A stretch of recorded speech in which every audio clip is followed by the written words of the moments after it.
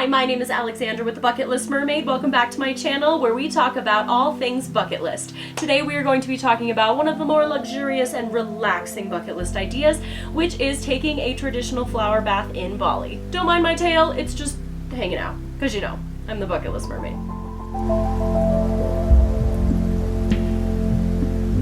Now this is just going to be a quick snapshot for the bucket list review for those of you travelers who don't have a lot of time. If you want to see the full guide to my traditional flower bath in Bali, definitely check out my website so that you can see all of the information that is helpful to you crossing this off your bucket list. Now starting off with category, I would categorize this, as I said before, as luxury, relaxation, and maybe even just a hint of culture. And who needs to add this to their bucket list? Travelers who want to relax in one of the most picturesque ways in Bali. The best time to go is going to be April to October. This is Bali's dry season, although you may want to avoid the peak summer months just for cheaper prices and less crowds. Traveling difficulty, I'm gonna say easy because in any main area of Bali they are gonna have some version of a flower bath, with the most popular being Ubud. I personally went to the Gili Islands and that was a little bit harder to get to, but in general, if you are taking a flower bath in Bali, it's gonna be relatively easy to do it. Physical difficulty? Easy. All you have to do is to be able to get into a bathtub filled with amazing flowers and minerals in Bali.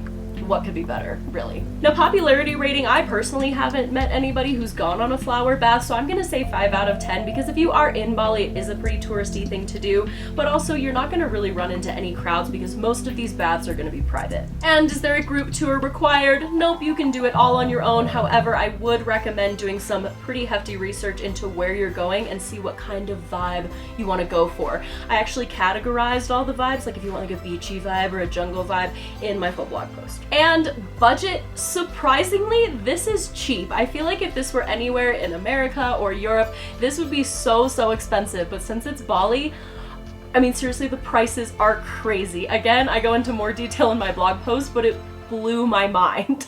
And lastly, is it wheelchair accessible? It can be, depending on the company and how well you can get into their bathtubs. So what do you think about a flower bath in Bali? Is this something that deserves to go on your bucket list? If it does, and this sounds like a dream come true, definitely pop a comment because I want to hear your thoughts. And if you liked this content, it would mean the world to this mermaid if you could click that like and subscribe button so that I can keep bringing you free bucket list mermaid content. Happy bucket listing!